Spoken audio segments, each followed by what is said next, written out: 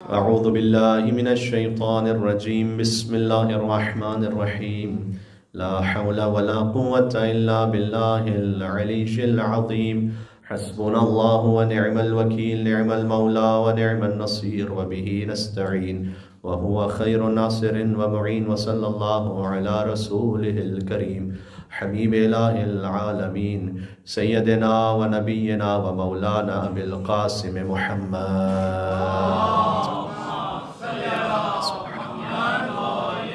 وعلى آله الطيبين الطاهرين المعصومين المظلومين سيما بقية الله في الأرضين الذين أذهب الله عنهم الرجس وطهرهم تطهيرا اللهم صل على محمد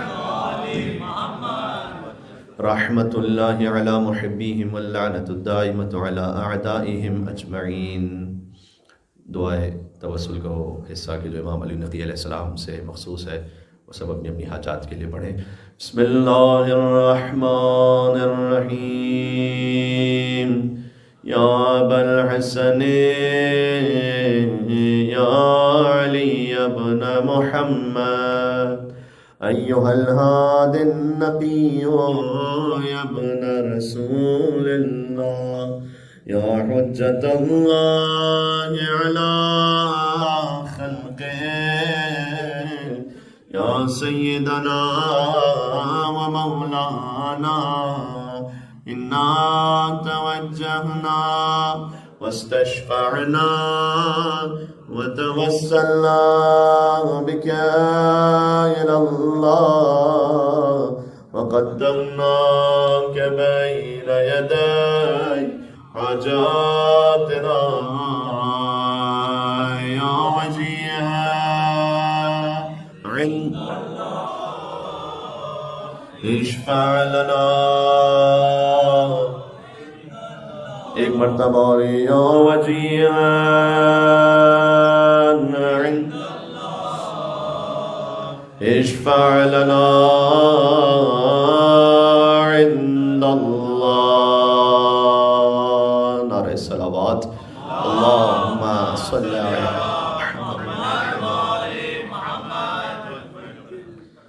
جشن ولادت امام علی نقی علیہ السلام ہے. مولا کے نام پر ایک اور مل کے صلوات بھیجیے گا. اللہم صلی علی محمد. آغاز میں خراج تحسین پیش کیا جائے اس صدف کو کہ جس میں اللہ سبحانہ و تعالیٰ نے امام علی النقی علیہ السلام جیسا گوہر امامت متعین فرمایا ہے، اور وہ ہیں بی بی سمانہ مغربیہ. شمالی افریقہ سے تعلق ہے ان کا، اور آپ غور فرمائیے کہاں شمالی افریقہ اور کہاں خاندان بنی ہاشم. لیکن اللہ سبحانہ و تعالیٰ جسے رحم مطہر کا عالی ترین مصداق سمجھے اسے خانوادہ اہل بیت تک پہنچا دیتا ہے. ایک مل کے صلوات بھیجیں اور محمد و آل محمد پر اللہم صلی علی محمد و آل محمد. ابھی زیارت وارثہ پڑھیں گے. اشہد انک کنت نورا فی الاصلاب الشامخہ والارحام المطہرہ. تو جو صلب شامخ ہے وہ تو امام جواد علیہ السلام ہے، جو رحم مطہر ہیں وہ بی بی سمانہ مغربیہ ہے.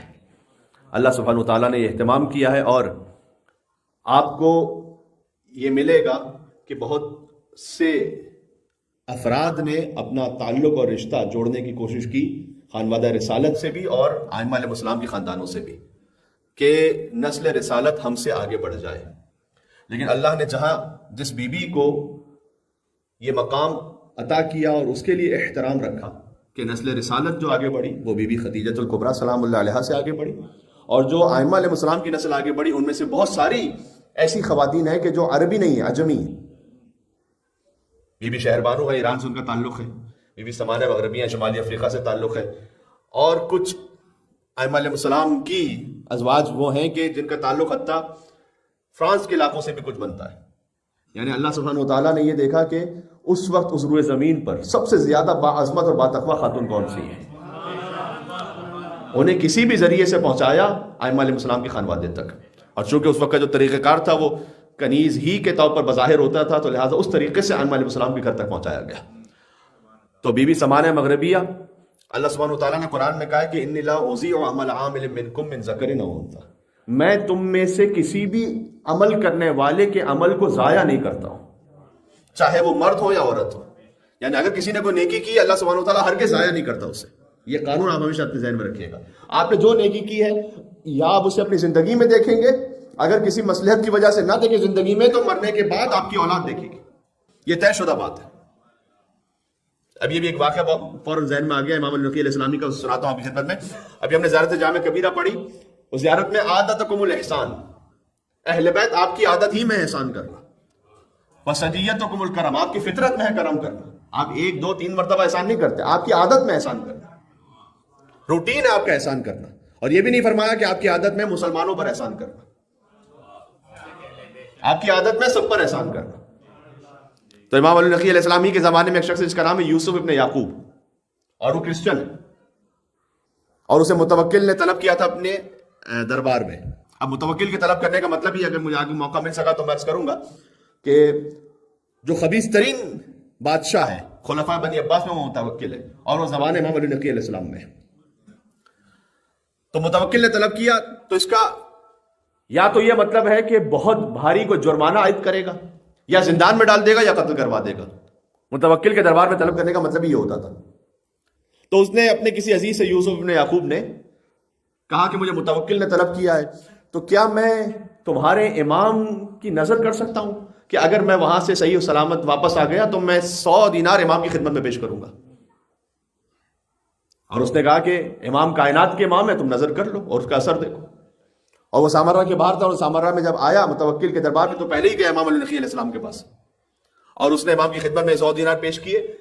کہا کہ میں نظر کر کے آیا تھا کہ آپ کی خدمت میں پیش کروں گا, اس نیت کے ساتھ کہ میں وہاں بچ جاؤں.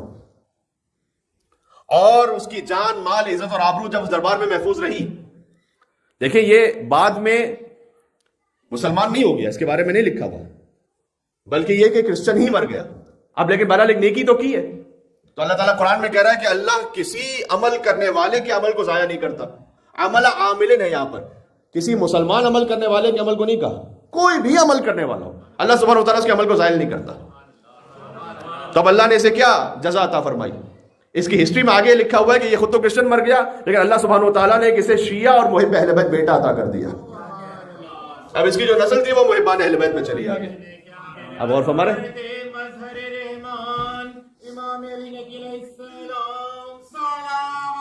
اللہم صلی علی محمد وعلی محمد. نسلوں میں ایمان اور اعتقاد اور عبادات اور اطاعت کا سلسلہ چلتا رہے, اس کے لیے آپ کی جو نیکیاں ہیں وہ بھی آپ کی اولادوں میں اللہ سبحانہ و تعالیٰ کہیں نہ کہیں منعکس کر دے گا. اس لیے اپنے کسی بھی عمل کو یہ نہ سمجھے کہ ضائع ہو گیا, یعنی نیکی کی تو کوئی فائدہ نہیں ہوا. ویسے ہی آج کل ایک زمانہ ہوتا کہ نیکی کر دریا میں ڈال, اور آج کل جو محاورہ ہے وہ نیکی کر انسٹاگرام پہ ڈال. لیکن آپ فرض کیجئے کسی آپ نے کوئی ایسی نیکی کی ہے کہ جو کسی نے نہیں دیکھی, یا آپ نے ایک ایسی نیکی کی کہ آپ سمجھ رہے تھے کہ اس کا کوئی اثر ہوگا. مثلا آپ نے کسی سے خوش اخلاقی سے بات کی, کسی کے ساتھ آپ کا تعلق ٹھیک نہیں تھا, آپ نے اسے پہلے سلام کیا کہ چلو میں اپنے نفس کو قربان کر کے میں اپنی انا کو ختم کرتا ہوں, میں جا خود سلام کرتا ہوں. اس نے پھر بھی آپ کو صحیح رسپانس نہیں کیا. ایسا ہوتا ہے کبھی؟ تو آپ کہیں یار تو میرا ضائع ہو گیا, سلام کرنا کیا فائدہ ہوا, میں خود آگے بڑھ کر گیا. ضائع نہیں ہوا, کوئی ضائع نہیں ہوا. انی لا اضیع عمل عامل منکم من ذکر او انثی, چاہے مرد ہو یا عورت ہو, اللہ کسی کے عمل کو ضائع کرتے ہی نہیں. یا آپ اپنے رزق میں اسے دیکھیں گے, یا اپنے کچھ معنوی کمالات میں اسے دیکھیں گے, اور آپ میں دیکھیں گے, اور ہو سکتا ہے آپ کی نسلوں میں بھی دیکھیں. اللہ سبحانہ و تعالیٰ جانتا ہے. تو عرض کرنے کا مقصد ہے کہ بی بی سمانہ مغربیہ کو اللہ سبحانہ و تعالیٰ نے شمالی افریقہ سے پہنچایا امام جواد علیہ السلام کے گھر میں, اور لکھا ہوا ہے تاریخ میں کہ ان سے زیادہ با تقوی اور با فضیلت خاتون اس وقت موجود نہیں تھیں. تو اللہ سبحانہ و تعالیٰ نے انہیں بھی تو جزا عطا کی نا, انہیں جزا یہ عطا کی کہ ایک امام کی زوجیت کا اور دوسرے امام کی مادریت کا شرف عطا کیا. یہ خاتون عجمی خاتون. اچھا اس وقت رسول اللہ کے زمانے میں تانا دیتے تھے لوگ حضور مکرم کو ابتر کا, تو حضور نے حضرت خدیجہ کے ذریعے سے وہ کوثر عطا فرمائی جن کی نسل قیامت تک جاری رہے گی. امام علی نقی علیہ السلام ہی کے بھائیوں میں ایک ہے موسیٰ مبرکہ, جن سے سارے رضوی سادات ہیں. یہ بارہا جشن میں اور مجالس میں بات ہو چکی ہے کہ امام علی رضا علیہ السلام کی تو ایک ہی اولاد تھی, امام محمد تقی علیہ السلام. تو امام محمد تقی علیہ السلام کی جو اولادیں ہیں ان میں امام علی نقی علیہ السلام ہے, حضرت موسیٰ مبرکہ ہے, اسے موسیٰ مبارکہ کیوں کہا جاتا تھا؟ اس لیے کہ ان کے چہرے سے اتنا نور برآمد ہوتا تھا اور اتنے وجیح تھے یہ کہ جہاں کہیں سے گزرتے تھے تو لوگ اپنے کام کاج کاروبار چھوڑ کر ان کے چہرے کی زیارت کرنے کے لیے کھڑے ہو جاتے تھے، لہذا اپنے چہرے پہ معمول برقع رکھتے تھے، یعنی اتنے زیادہ وجیح اور نورانی تھے۔ اب آپ سوچئے کہ جو 14 معصومین کی فہرست میں نہ بھی ہوں ان کا یہ مقام ہے، تو جو فخر انبیاء و امام علی نقی علیہ السلام ان کی نورانیت کا عالم کیا ہوگا؟ بات واضح ہو رہی ہے؟ یا علی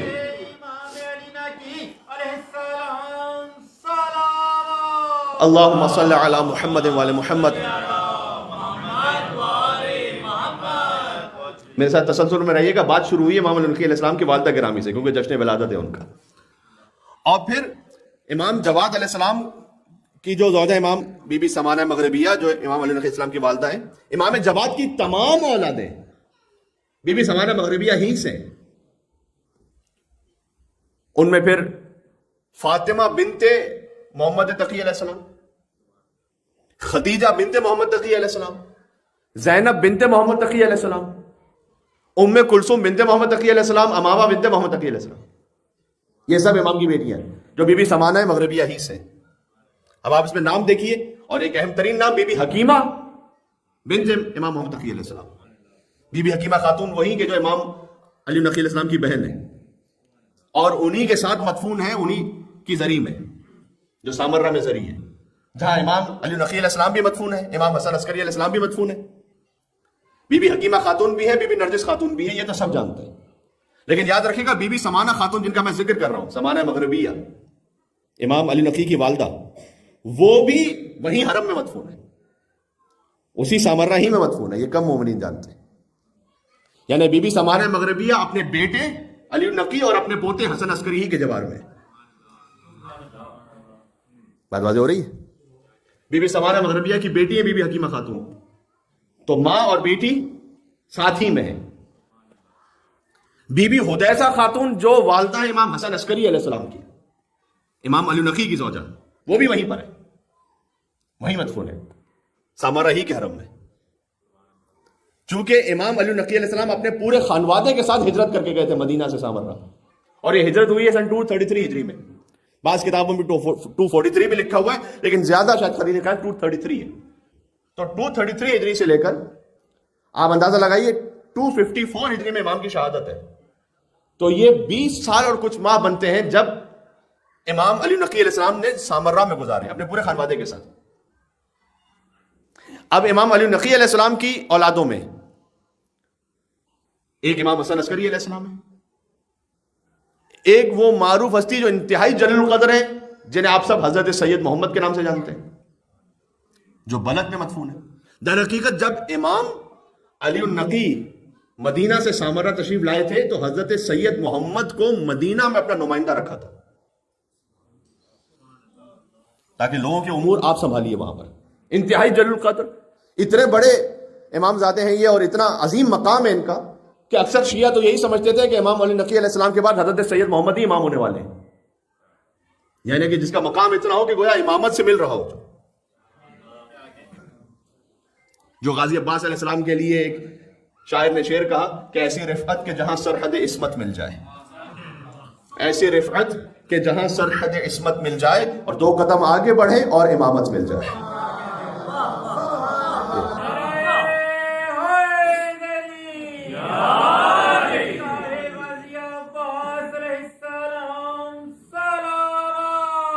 اللہم صلی علی محمد وعلی محمد۔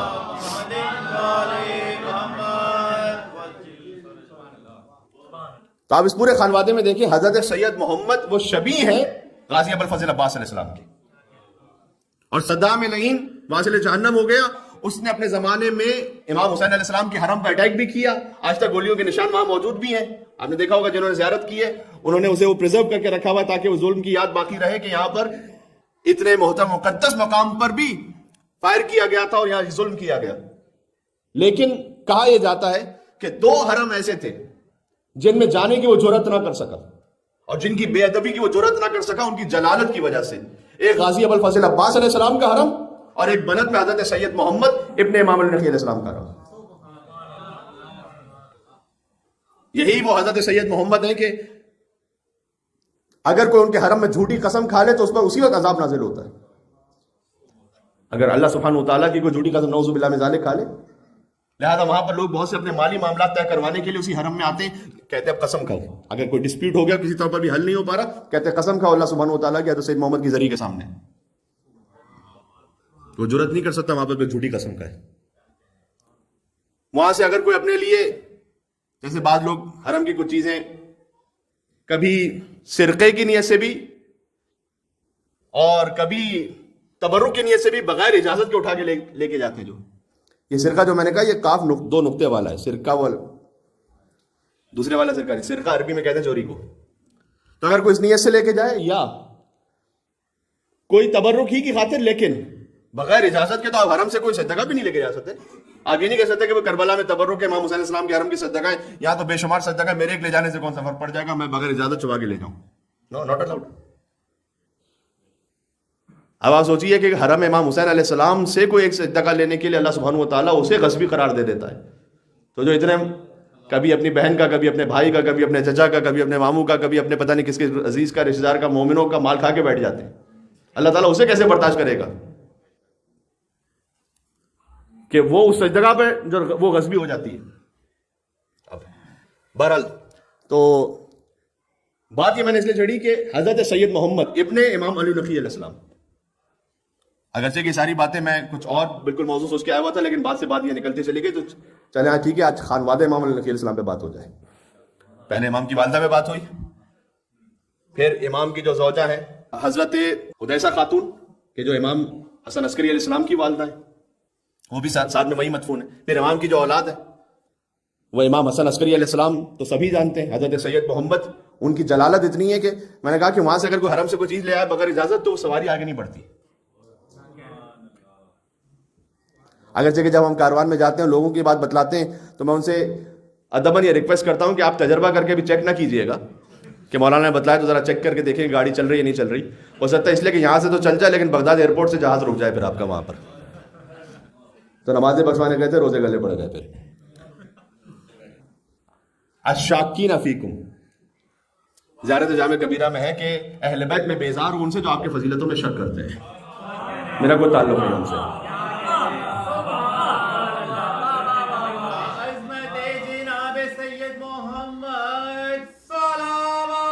اللہم صلی علی محمد وعلی محمد.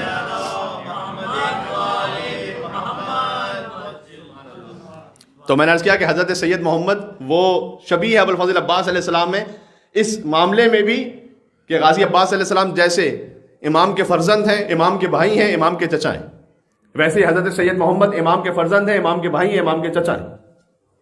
بلکہ حضرت سید محمد کی جو مختصر زیارت جو ذریعہ مطہر کی طرف ان کا دروازہ جاتا ہے اس کے بالکل اوپر سبز رنگ میں جو زیارت لکھی ہوئی ہے 3 جملوں کی مختصر زیارت. السلام علیکم ابا جعفر, ان کی کنیت ابو جعفر ہے. یا محمد ابن علی, خود سید محمد ہیں اور ان کے والد علی نقی علیہ السلام ہیں. اور اس میں اسی انداز سے انہیں پکارا گیا کہ السلام علیکم یا ابن الامام, اے امام کے فرزند آپ پر سلام. السلام علیکم یا اخ الامام, اے امام کے بھائی یعنی حسن عسکری کے بھائی آپ پر سلام. السلام علیکم یا ام الامام, اے امام مہدی کے چچا آپ پر سلام. حضرت حجت کے چچا ہیں. سبحان اللہ. اللہم صلی علی محمد وعلی محمد.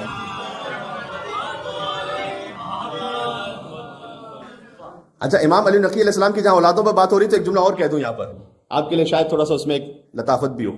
میں نے کہا کہ امام علی نقی علیہ السلام کے فرزندوں میں امام حسن عسکری جانتے ہیں سب, حضرت سید محمد جانتے ہیں سب, ایک اور فرزند جن کا نام ہے سید حسین. اب امام علی نقی کے جو فرزند ہوئے ان میں حسن بھی ہیں, حسن عسکری, اور حسین بھی ہیں. لہٰذا امام حسن عسکری اور ان سید حسین کو ملا کر لوگ انہیں حسنین کہتے تھے, جو امام حسن اور امام حسین کو کہا جاتا تھا. انہیں حسن حسین کو ملا کر حسنین جو کہتے تھے, تو حضرت امام حسن عسکری اور حضرت سید حسین. اور حضرت سید حسین کی فضیلت یہ ہے اور ان کا مقام یہ ہے کہ امام زمانہ علیہ السلام نے جو گفتگو کی ہے وہ حضرت سید حسین کے لہجے میں کی ہے, ان کی آواز میں. یہ کیا کہہ دیا میں نے؟ یہ اہتمام تھا امام علی نقی اور امام حسن عسکری علیہ السلام کی جانب سے کہ چونکہ اب 12ویں کی غیبت شروع ہونے والی ہے تو 12ویں کو محفوظ بھی رکھنا ہے دشمنان اہل بیت کی نگاہوں سے، لہٰذا جب حضرت حجت کی ولادت ہو گئی 15 شعبان المعظم، تو جب انہوں نے کلام کرنا شروع کیا تو پردے کے پیچھے سے وہ بات کرتے تھے تو ایسا لگتا تھا کہ کوئی اور بچہ نہیں بات کر رہا بلکہ سید حسین ابن علی نقی بات کر رہے ہیں، تاکہ ان کی آواز کا پردہ رہے. سبحان اللہ.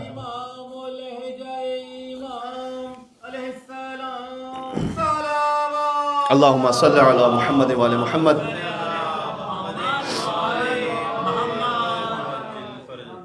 یہ تو تاریخی طور پر کچھ شواہد ہو گئے. ان ساری باتوں میں درمیان میں یہ جملہ بھی میں نے کہہ دوں. ابھی ہم نے عرض کیا کہ اس سلسلے میں ابوالفضل عباس علیہ السلام کی جو شبیہ بنتے ہیں امامت سے رشتوں میں، وہ کون ہے؟ حضرت سید محمد. بی بی زینب سلام اللہ علیہ کی بھی ایک شبیہ ہے، اور بی بی معصومہ کلثوم سلام اللہ علیہ کی بھی ایک شبیہ ہے، وہ ہے بی بی حکیمہ خاتون جو 10ویں امام کی بہن ہے، امام محمد تقی علیہ السلام کی بیٹی ہے. ایک امام کی بیٹی ہیں، ایک امام کی بہن ہے، ایک امام کی پھوپھی ہے. یعنی امام محمد تقی علیہ السلام کی بیٹی ہے، امام علی نقی علیہ السلام کی بہن ہے، امام حسن عسکری علیہ السلام کی پھوپھی ہے. اور یہ وہی خاتون ہے کہ شب 15 شعبان امام حسن عسکری علیہ السلام نے جنہیں روک لیا تھا بی بی نرجس خاتون کے پاس کہ آج وہ فرزند آنے والا ہے جو دنیا کو عدل و انصاف سے پر کر دے گا جیسے دنیا ظلم و جور سے بری ہوگی. اور انہوں نے کہا تھا کہ اے بیٹا حسن عسکری، آثار ولادت تو کوئی معلوم نہیں ہوتے، اور امام حسن عسکری علیہ السلام نے کہا تھا کہ پھوپھی جان جو امر الہی ہے وہ متحقق ہو کے رہے گا اور وعدہ الہی پورا ہوگا. یہ وہی بی بی حکیمہ خاتون ہے. کیا عظیم مقام ہے. بی بی معصومہ قم کی زیارت پر اللہ سبحانہ و تعالیٰ آپ کو لے جائے انشاءاللہ. بی بی معصومہ قم کی جو زیارت ہے نا، السلام علی آدم صفوت اللہ، السلام علی نوح نبی اللہ، السلام علی ابراہیم خلیل اللہ، یہاں سے زیارت شروع ہوتی ہے. اور جب بی بی پر سلام آتا ہے تو السلام علیک یا بنت ولی اللہ، السلام علیک یا اخت ولی اللہ، السلام علیک یا عمت ولی اللہ. بے نہیں جو بی بی معصومہ قم کی زیارت ہے وہ بے نہیں بی بی حکیمہ خاتون کی زیارت ہے، کوئی فرق نہیں، بالکل لفظ بلفظ، بالکل لفظ بلفظ. صرف جہاں جب بی بی کا نام آتا ہے یا فاطمہ اشفعی لی فی الجنہ، اے فاطمہ معصومہ قم آپ جنت میں ہماری شفاعت فرمائیے گا، اور یہاں یا حکیمہ اشفعی لی فی الجنہ، بس اے حکیمہ خاتون آپ ہماری شفاعت فرمائیے گا. 14 معصومین تو چھوڑ دیجیے کہ گھر کی جو مستورات ہیں وہ سارے عالم کی شفاعت کرتے ہیں. سبحان اللہ.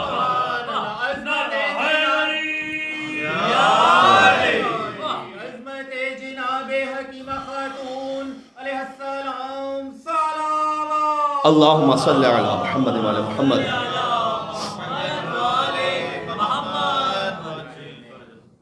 یہ خانواد امام علی نقی علیہ السلام واضح ہو گیا. بس زیادہ طولانی گفتگو نہیں، بہت مختصر آج کلام کرنا چاہتا ہوں. اگر امام علی نقی علیہ السلام کی زندگی میں ویسے دیکھیے کہ جب منصب امامت شروع ہوا تو 8 برس کا سن. اب اس وقت ایک گراؤنڈ تھا کہ جو بنا چکے تھے امام محمد تقی علیہ السلام. 8 برس کا بچہ کیسے امت کا امام بن جائے اس وقت لوگوں کو تعجب نہیں ہو رہا، اتنا زیادہ مسئلہ درپیش نہیں آیا، اس لیے کہ امام تقی علیہ السلام 8 برس کے سن میں منصب امامت پر فائز ہو کر ایک ہی نشست میں 30,000 سوال کے جواب دے چکے ہیں. تو لوگ جانتے ہیں کہ یہاں آ کر نہیں پڑھتے، وہاں سے پڑھ کر آیا کرتے.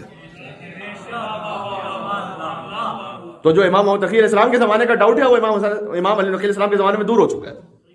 وہ جانتے ہیں کہ 8 برس کا بچہ بھی چونکہ علم لدنی رکھتا ہے، علم کسبی نہیں ہے. ہم سب کے پاس علم کسبی ہے. علم کسبی یعنی کسی سے سیکھا ہے.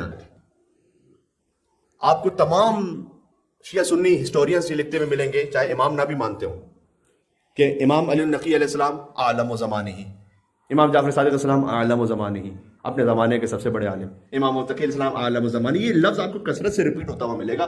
اطمینان کے ساتھ آپ سے کہہ رہا ہوں، سنی ہسٹورینز بھی جو ہسٹری لکھ رہے ہیں اور انہیں امام وقت حجت خدا سمجھتے ہوئے یہ بات نہیں کہہ رہے، لیکن اپنے زمانے کے سب سے بڑے عالم.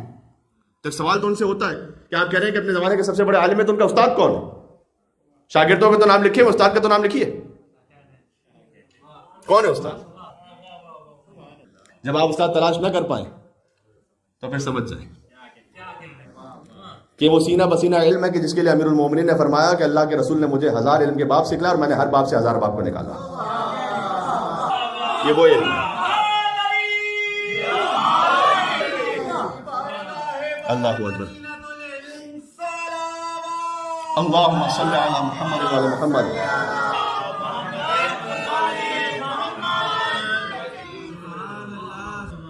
شیخ طوسی نے امام علی نقی علیہ السلام کے 185 شاگرد لکھے.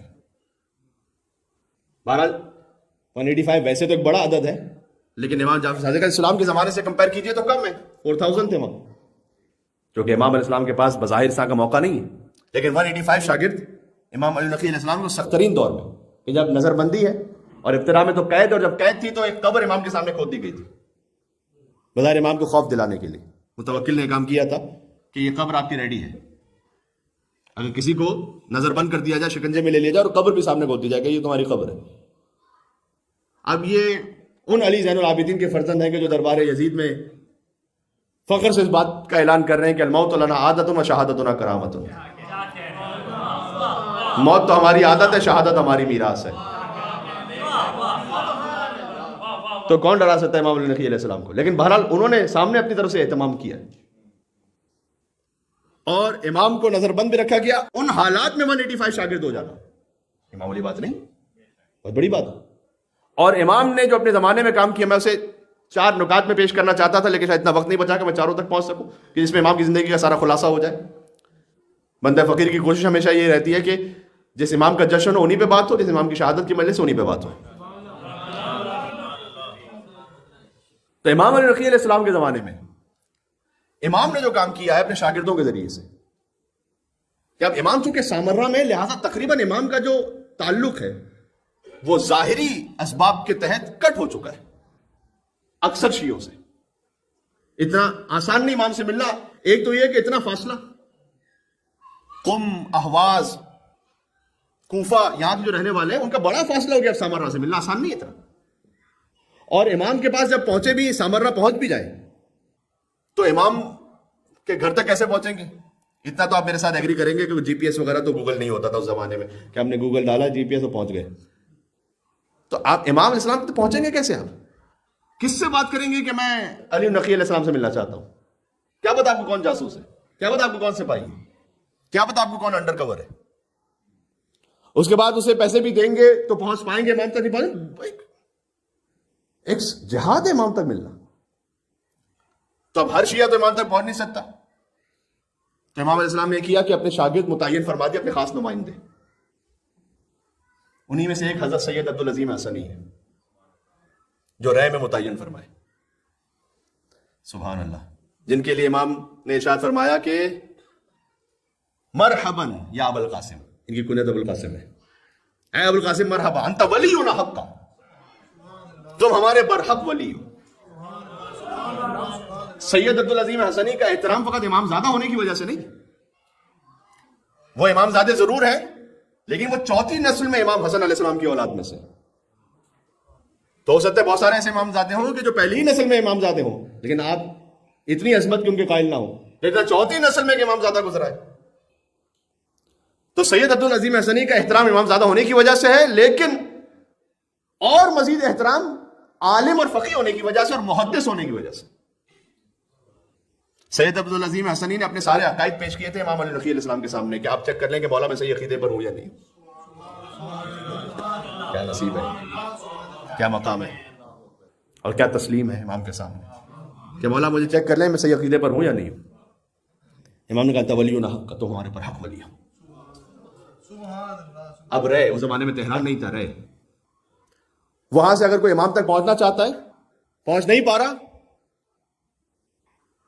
اسباب ہی نہیں، کوئی وہاں سے فرض کیجئے کہ اکثر تو نکل ہی نہیں پاتے تھے وہاں سے. اب کیا کریں؟ وہ امام سے تعلق ان کا قطع ہو گیا کیا؟ نہ، امام نے اہتمام کیا. امام نے کہا جو پوچھنا چاہتے ہو سید عبدالعظیم حسنی سے پوچھ لو. سمجھ لیجیے کہ تقلید کی ایک چھوٹی شکل تھی اس زمانے میں. بھائی جو غیر معصوم ہے، بہرحال وہ امام تو نہیں ہے نا، پھر بھی امام دیکھتے تھے ان کی طرف کہ یہ تمہیں حکم شرعی بیان کریں گے. اس طریقے سے قم میں ابراہیم بن ہاشم قمی، علی بن ابراہیم قمی، محمد ابن عیسیٰ اشعری قمی، احمد بن اسحاق قمی ہے. قم میں 7-8 نمائندے امام کے. علی بن ابراہیم قمی کیا مقام ہے، 15 کتابیں لکھی ہیں، تفسیر لکھی ہے، 7,000 حدیثیں اس بندے خدا اور ان کے والد سے ہیں کتاب الکافی میں، راوی ہیں یہ سب شاگرد امام علی نقی علیہ السلام. ذرا سمجھ رہے ہیں عظمت. احواز میں علی بن مہزیار ہیں، نیشاپور میں فضل ابن شاذان ہیں، ابراہیم بن عبدو ہیں. اب ایک سلسلہ ہے پورا. یہ سب امام نے اپنے نمائندے متعین فرمائے ہوئے، ان سے پوچھو جا کے. اور کچھ نمائندے ایسے تھے کہ جن کی طرف امام نے اتنا ارجاء دیا، یعنی اتنی ان کی تاکید فرمائی، لوگوں کی دلوں میں شک نہ آنے پائے. تو بس سید عبدالعظیم حسنی کے لیے کہہ دیا کہ ایک تو یہ بھی فرمایا تم ہمارے برحق ولی ہو، اور پھر جب انتقال بھی ہو گیا تو فرمایا کہ جو سید عبدالعظیم حسنی کی زیارت کرے وہ ویسا ہی جیسے میرے جد ابا عبداللہ حسین کی زیارت کر رہا ہے.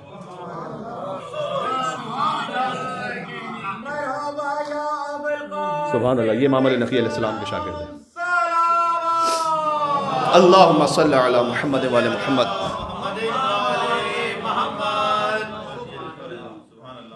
آخری ایک نقطہ بات ختم کرنے لگا ہوں، وہ چاروں پوائنٹس پیش کرنے کے لیے پھر انشاءاللہ کبھی اور صحیح توفیق رہی تو.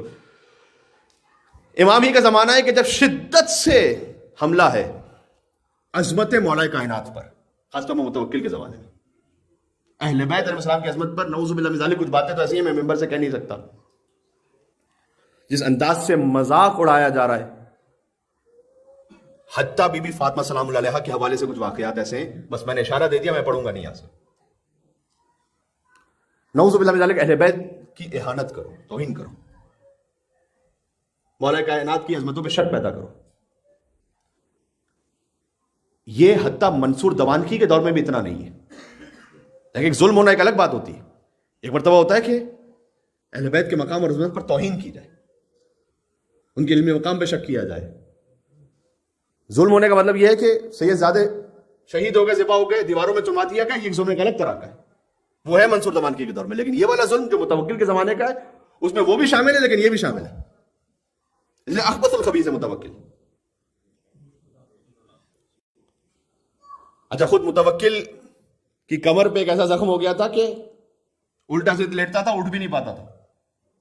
متوکل کی ماں نے نظر کی تھی کہ میں امام علی نقی کو 1000 دینار دوں گی، ان کی خدمت میں پیش کروں گی تاکہ میرا بیٹا متوکل ٹھیک ہو جائے. عادتکم الاحسان.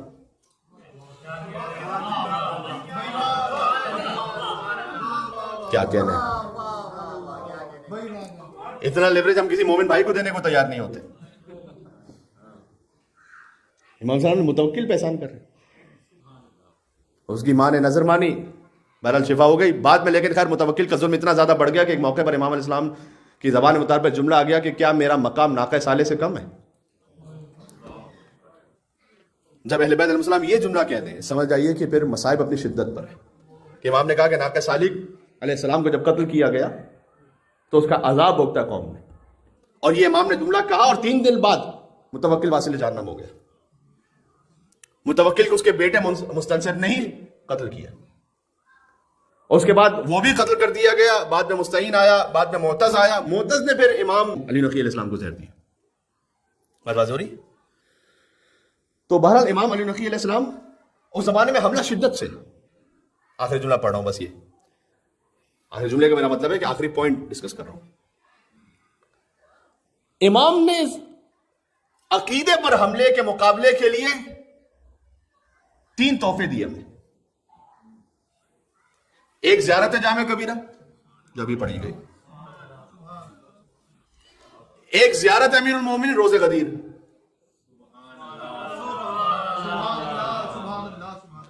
اور ایک زیارت مطلقہ امیر المومنین جو مفاتی کی ترتیب میں زیارت نمبر 5 ہے. وہ تعلیم کرتا ہے امام علی نقی علیہ السلام میں مختصر سی زیارت 5 جملوں کی. کمال زیارت ہے وہ. ابھی میں کچھ جملے پڑھتا ہوں ابھی خدمت میں. زیارت غدیر، شیخ عباس قمی نے لکھا کہ یہ زیارت دور سے پڑھو، نزدیک سے پڑھو، غدیر میں پڑھو، غیر غدیر میں پڑھو. یعنی غدیر کے دن تو پڑھنے ہی چاہیے، اس کے علاوہ جب بھی پڑھیں. اور یہ بزرگ علماء کا جملہ میں آپ تک پہنچا رہا ہوں کہ ایسی زیارت دیکھی ہی نہیں گئی. ایسی زیارت ہمارے پاس جو اس کا انداز ہے وہ اتنا یونیک ہے کہ ایسی زیارت ہمارے پاس آئی ہی نہیں. کسی بھی امام سے روایت میں جو امام علی نقی علیہ السلام نے تعلیم فرمائی اپنے جد مولا علی کے لیے غدیر کے دن، اور یہ بھی اس وقت تعلیم فرمائی تھی کہ جب امام کو مدینہ سے لے جایا جا رہا تھا سامرہ. اب امام علیہ السلام جو یہ ساری زیارتیں ارشاد فرما رہے ہیں یہ اپنوں کے درمیان تھوڑی پڑھ رہے ہیں، دشمنوں کے درمیان پڑھ رہے ہیں. لیکن امام اس وقت چونکہ مولا علی علیہ السلام کی عظمت پر حملہ ہو رہا ہے، امام کہہ رہے ہیں السلام علیکم یا اول مظلوم، اے کائنات کے سب سے پہلے مظلوم علی آپ پر سلام، سب سے بڑے مظلوم پر. امام نے مظلوم کا لفظ کہہ کے سمجھایا کہ علی پر کوئی ظلم ہوا ہے. السلام علیہ اول من غصب حقہ، اس پر سلام کے سب سے پہلے جس کا حق غصب کیا گیا. آپ کو زیارت کے مختلف انداز نظر آ رہا ہے. یہ زیارت پنجم ہے جو زیارت مطلقہ ہے مولا کائنات میں سے، اور جو زیارت غدیریہ ہیں وہ تو وہ زیارت ہے. سمجھیے اس زیارت کو اگر آپ ایک عنوان دینا چاہیں تو فضائل امام علی بزبان امام علی النقی بذریعہ آیات قرآنی. میں نے جو کاؤنٹ کیا اس زیارت میں 37 آیتوں کو امام علی النقی علیہ السلام نے پڑھا ہے شان امیر المومنین میں.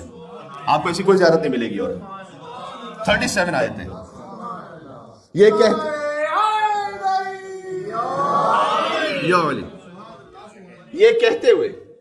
یہ کہتے ہوئے کہ اے میرے جد علی، آپ کے فضائل پہ قرآن نطق کرتا ہے، بات کرتا ہے،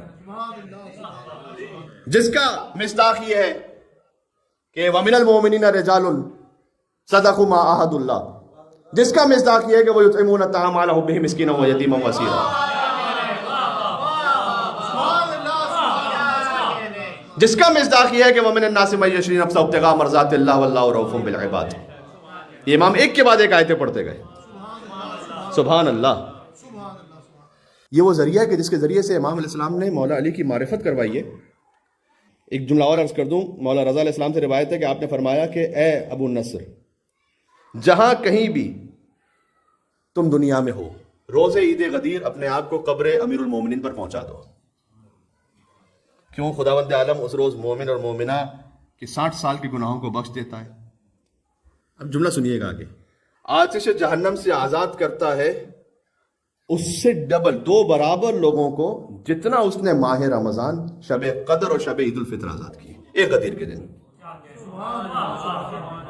ماہ رمضان میں آپ سنتے ہیں نا آتش جہنم سے اتنا آزاد کرتا اللہ سبحانہ و تعالیٰ لوگوں کو، شب قدر میں اس سے 2 برابر، ان سب سے 2 برابر.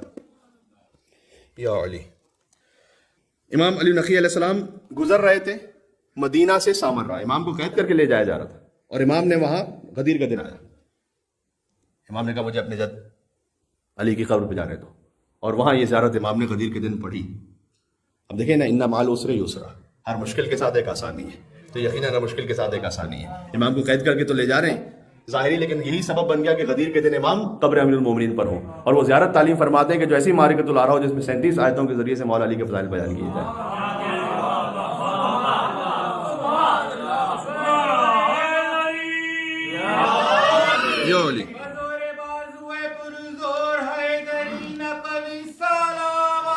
اللہم صلی علی محمد و علی محمد.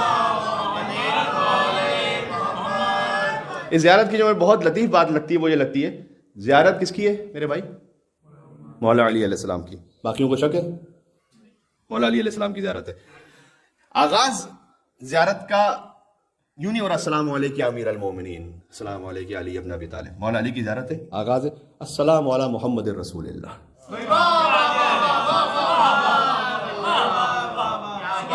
سبحان اللہ. جی، اس پہلے فقرے سے امام علی نقی علیہ السلام نے سمجھایا ہے کہ جو میں علی کے بارے میں کہہ رہا ہوں یہ محمد کا تسلسل ہے.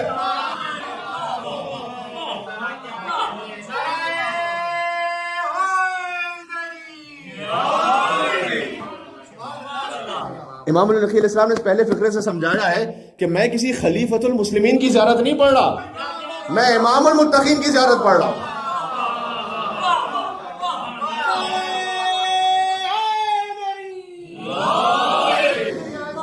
سبحان اللہ.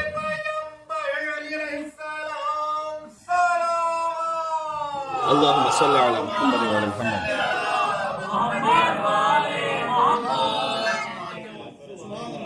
اگرچہ کہ علی ہی ہے خلیفۃ المسلمین، اللہ سبحانہ و تعالیٰ کے متعین کرتا، لیکن یہ فقرہ کہہ چکا ہوں پہلے ایک زمانے میں کہ علی خلیفہ ہے مسلمین کے، امیر ہے مومنین کے، امام ہے متقین کے. ابھی مجھے دیکھنا ہے میں کس کیٹیگری میں ہوں.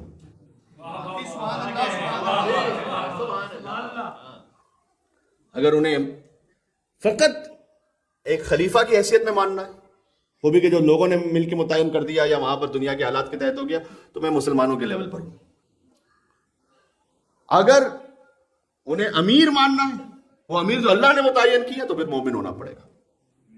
انہیں امام ماننا ہے تو پھر متقی ہونا پڑے گا، کیونکہ وہ امام المتقین ہے. السلام علیکم محمد رسول اللہ خاتم النبیین و سید المرسلین و صفوت رب العالمین. یہ پورا امام اسلام نے آغاز کیا رسول اللہ صلی اللہ علیہ وسلم کے فضائل سے. اس کے بعد میں کچھ جملے ہی پڑھوں گا. یہ جملہ بھی میں نے جب پہلی مرتبہ پڑھا تو میں جب بھی بلکہ پڑھتا تو بڑا مجھے لطف آتا ہے. کیوں؟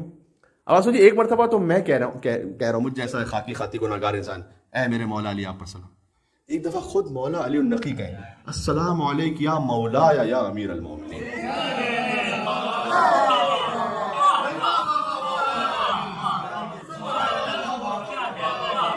اے علی النقی کے مولا علی مرتضی آپ پر سلام. یا علی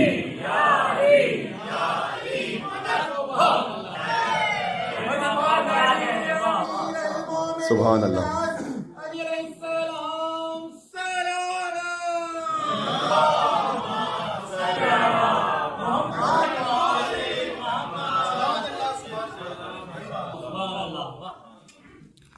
السلام علیکم یا مولا یا، یہ امام النقی علیہ السلام نے پڑھا. اے میرے مولا امیر المومنین آپ پر سلام.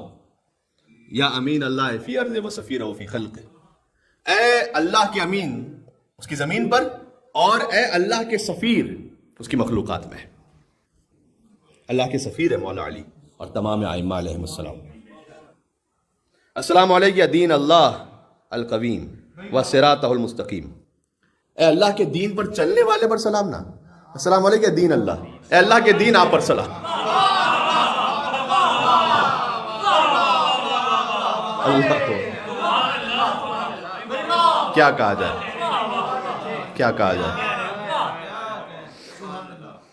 اے اللہ کے دین محکم دین القویم، علی آپ پر سلام. دیندار بہت سے ہیں، دین است حسین. حسین دیندار نہیں، حسین دین ہے. وصراط المستقیم، اے صراط مستقیم آپ پر سلام. واہ، یہی تعلق ہے اس میں بھی. سلام آپ پر اے مومنوں کے امیر، آپ اللہ پر ایمان لائے جب لوگ مشرک تھے، آپ نے حق کی تصدیق کی جبکہ دوسرے تکذیب کر رہے تھے، آپ نے جہاد کیا جبکہ لوگ ڈر رہے تھے. امام اسلام نے آگے سے فرمایا فلعن اللہ جاحد ولایتک بعد الاقرار، خدا لعنت کرے اس پر جو آپ کی ولایت کے اقرار کے بعد منکر ہو گیا. اب مجھ سے نہ پوچھو غدیر میں مبارکباد کس نے دی تھی اور بعد میں منکر ہو گیا.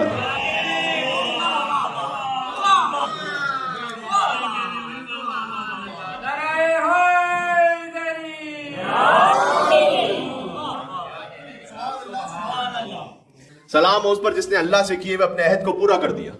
واہ، جس پر خدا اجر عظیم دے گا.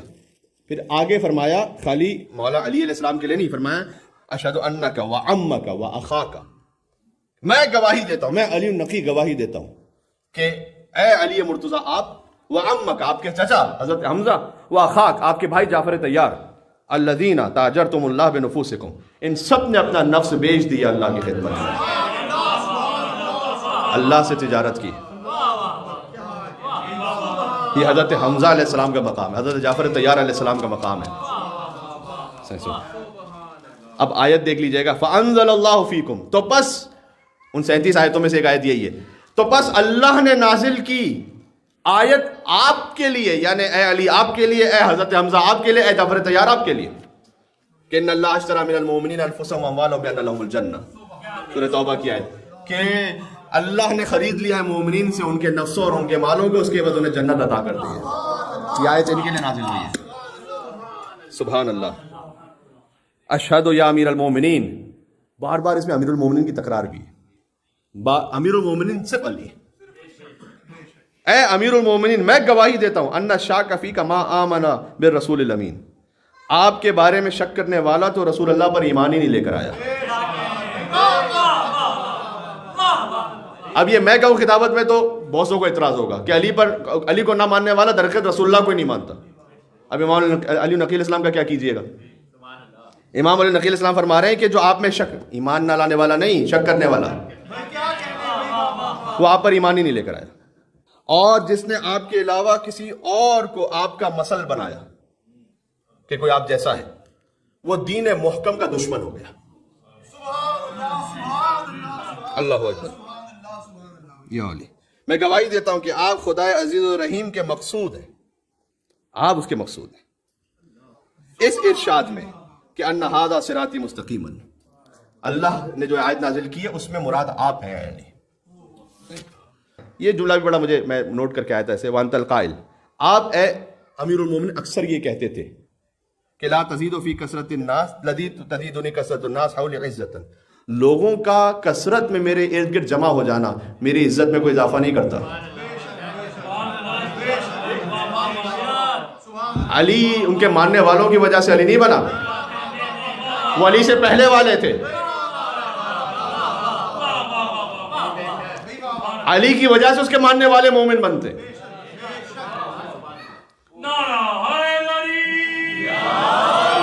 وَلَا تَفَرُّقُهُمْ عَنِّي وَحْشَةً، اور مولا نے کہا تم سب کا مجھ سے دور چلا جانا وہ میری وحشت میں کوئی اضافہ نہیں کرتا، کوئی وحشت. سبحان اللہ. آگے یہ زیارت ہی کا جملہ ترجمہ پڑھ رہا ہوں. اگر سب لوگ مجھے چھوڑ کر چلے جائیں تب بھی میں نالا نہیں ہوں گا، افسوس نہیں کروں گا. اگر علی افسوس کریں بھی تو ان کی بدبختی پر ہے، اس لیے نہیں کہ مجھے کیوں چھوڑ کے چلے گئے. جو حق پر ہوتا ہے وہ ایسے ہی ہوتا ہے. سبحان اللہ. میں سچی قسم کھا کر کہتا ہوں، امام علی نقی علیہ السلام کہہ رہے ہیں، یعنی واقعی کیا انداز ہے امام کا، کیونکہ مولا علی علیہ السلام کی قبر پر ہے نا. میں خداوند متعالی سچی قسم کھا کر کہتا ہوں، یہ میں ویسے جملہ پڑھنے میں بڑا عجیب ہے لیکن امام نقی علیہ السلام نے فرمایا اقسم باللہ قسم صدق، کہ محمد اور ان کی آل صلوات اللہ علیہم مخلوق کے سردار ہیں، سب مخلوقات کی. امام قسم کھا کے کہہ رہے ہیں. اور آپ وَأَنَّكَ مولایا و مولا المومنین، اگر کسی کو شک تھا تو اب یہاں پہ دور ہو جائے گا کہ امام نے وہ جنیرک بات نہیں کی تھی. وَأَنَّكَ، اے علی آپ مولایا، آپ میرے مولا ہیں، اسپیسیفک ہے میرے لیے. امام نقی اپنے لیے کہہ رہے ہیں اے علی آپ میرے مولا ہیں، و مولا المومنین، اور سارے مومنین کے بھی مولا ہیں. وَأَنَّكَ عبد اللہ، آپ اللہ کے بندے ہیں، اللہ کے ولی ہیں، رسول اللہ کے بھائی ہیں، رسول اللہ کے وصی ہیں، ان کے وارث ہیں. سبحان اللہ.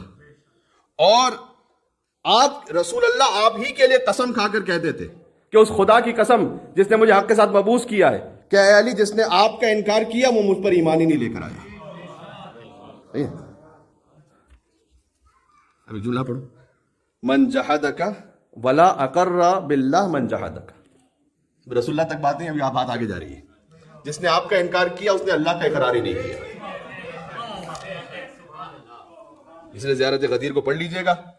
اے میرے مولا، پھر کہتے ہیں مولا آیا، آپ کی فضیلت چھپی ہوئی نہیں ہے، آپ کا نور بجھنے والا نہیں ہے. سبحان اللہ. پھر اس کے بعد ذکر کیا بدر کا، ذکر کیا سارا. امام زیارت میں ذکر کر رہے ہیں کہ بھئی بدر کے دن آپ نے کیسے جہاد فرمایا، احد کے دن کیا کیا، حنین کے دن کیا کیا، خیبر کے دن کیا کیا. ایک ایک امام ذکر کرتے رہے. زیارت تھوڑی تفصیلی ہے. اور آخری زیارت کا حصہ پڑھ کے پھر میں بالکل اینڈ زیارت کا جملے پڑھتا ہوں. قال اللہ عز و جل، اللہ عز و جل نے کہا، امام علی نقی علیہ السلام فرماتے ہیں ان الانسان خلق ہلوعا، انسان بہت بڑا حریص اور بے صبر ہے.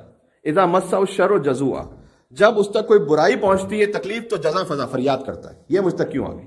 واذا مسہ الخیر منوعا، جب کوئی اچھائی ہوتی ہے تو پھر بخیل بن جاتا ہے، آگے پہنچاتا نہیں ہے. الا المصلین، مگر نماز پڑھنے والے ایسے نہیں ہوتے. یہ اللہ نے قرآن میں کہا ہے. مولا علی نقی کہتے ہیں فاستثنى اللہ تعالی نبیہ المصطفیٰ وانت یا علی. یہ جو اللہ نے کہا ہے کہ مگر نماز پڑھنے والے ایسے نہیں ہوتے، ان سے مراد رسول اللہ صلی اللہ علیہ وسلم ہے اور اے علی آپ ہیں.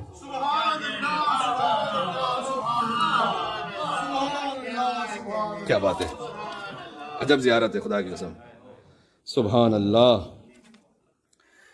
اس کے بعد امام نے فرمایا کہ اللہ کا درود و سلام ہو آپ پر، صبح بھی شام بھی، آغاز میں انجام میں، حرکت میں سکون میں. خدا لعنت کر. پھر امام حسین علیہ السلام کے ظالم اور قاتلوں پر بات شروع ہو گئی کہ ان ظالم اور قاتلوں پر اور ان کا اتباع کرنے والوں پر اب یہ جملے جو آپ سے فیملیئر ہیں زیارت عاشورہ کے، لیکن یہ زیارت غدیر کے ہیں. اللہم خص اول ظالم وغاصب لآل محمد باللعن. سب پر لعنت ہو جنہوں نے آل محمد کے حق کو غصب کیا. وَكُلَّ مُسْتَنٍ بِمَا سَنَّ إِلَى يَوْمِ الْقِيَامَةِ، اور جو کوئی ان کی سنتوں پر چل رہا ہے قیامت تک. اور درود و سلام و خاتم النبیین پر، سید الوسین پر، آل طیبین الطاہرین تک. وَجْعَلْنَا بِهِمْ مُتَمَسِّكِينَ، پروردگار ہمیں متمسک رکھ ان سے. سبحان اللہ. اور قرار دے ہمیں کامیاب لوگوں میں، اور محفوظ بنا دے ہمیں ہر قسم کے خوف سے. اور وہاں ہمیں یعنی ان کی ولایت ہمیں ایسے عطا فرما کہ لا خوف علیہم ولا هم یحزنون، کہ جن کے لیے دل میں نہ کوئی خوف ہوتا نہ کوئی حزن ہوتا ہے.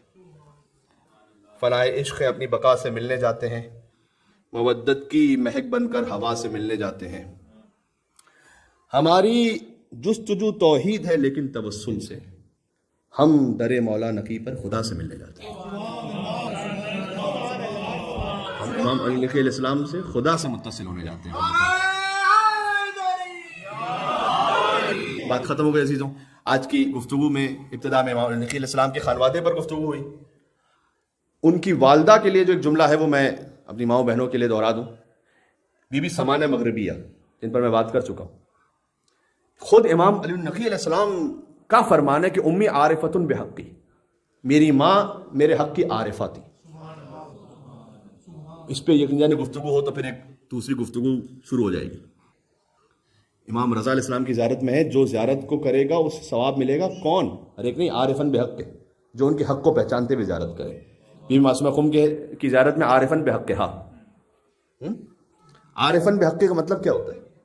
یعنی انہیں مفروض الطاعہ سمجھتے ہوئے، ان کی اطاعت فرض ہے، یہ سمجھتے ہوئے زیارت کریں، اس کے لیے یہ سارا ثواب ہے. امام علی نقی نے فرمایا امی عارفۃ بحقی، میری ماں میرے حق کی عارفہ تھی. یعنی یہ کہ اگرچہ کہ وہ میری والدہ ہیں لیکن وہ جانتی تھی کہ میری اطاعت فرض ہے. اس کے بعد فرمایا کہ لا یقربہ شیطان مارد، وہ اس مقام پر تھی کہ من اہل الجنہ، اہل جنت میں سے ایسی تھی کہ کوئی شیطان ان کے قریب پہنچ ہی نہیں سکتا تھا. امام النقی نے سند دی. ولا ینالھا جبار عنید، کوئی جابر طاغوت ان تک پہنچ نہیں سکتا تھا. اس کے بعد فرمایا کہ وہ لمحہ بلمحہ خدا کی نگاہ خاص سے رحمت میں تھی.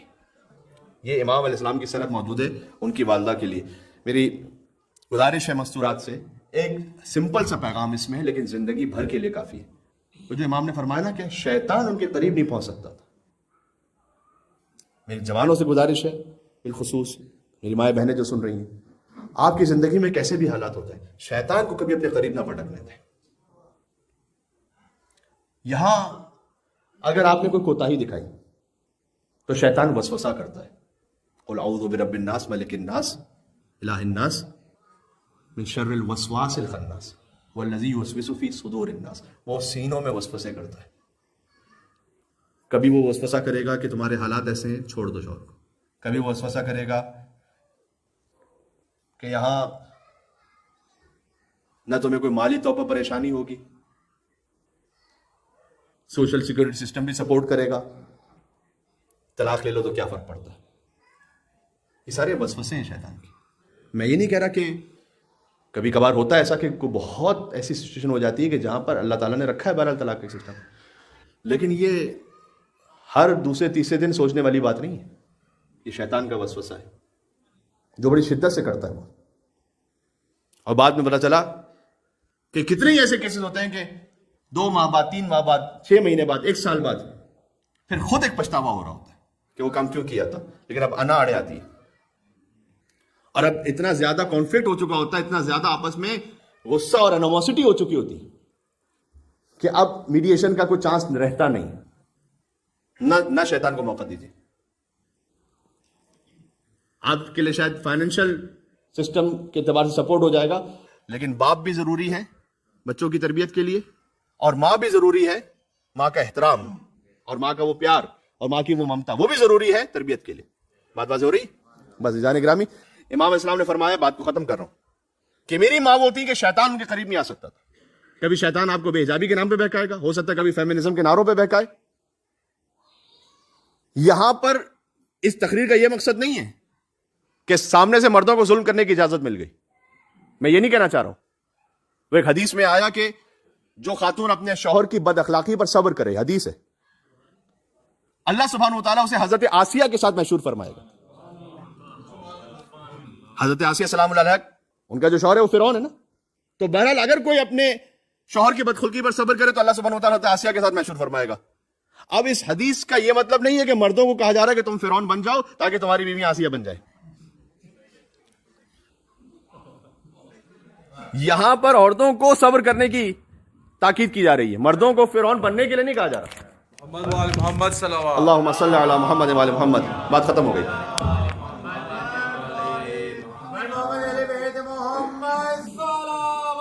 اللہم صلی علی محمد وعلی محمد. تو جو آپ کے لیے اللہ سبحانہ وتعالیٰ نے شرعی حدود رکھی ہے وہ آپ کو اس میں رہنا ہے. لیکن بہرحال میں کہہ رہا ہوں کیونکہ بات ہوئی امام کی والدہ پر، لہٰذا میں جملہ عرض کرنے لگا ہوں کہ خاص طور پر یہ دو بڑے سینسیٹیو معاملات ہوتے ہیں. ایک حجاب کا معاملہ ہوتا ہے اور ایک فیملی نظام کو باقی رکھنے کا معاملہ.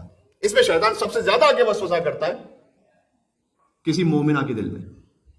اگر اس نے اپنے آپ کو اس سے بچا لیا انشاءاللہ وہ مشہور ہوگی امام النقی کی والدہ بی بی سمانہ خاتون کے ساتھ کہ شیطان ان کے قریب نہیں آ سکتا تھا.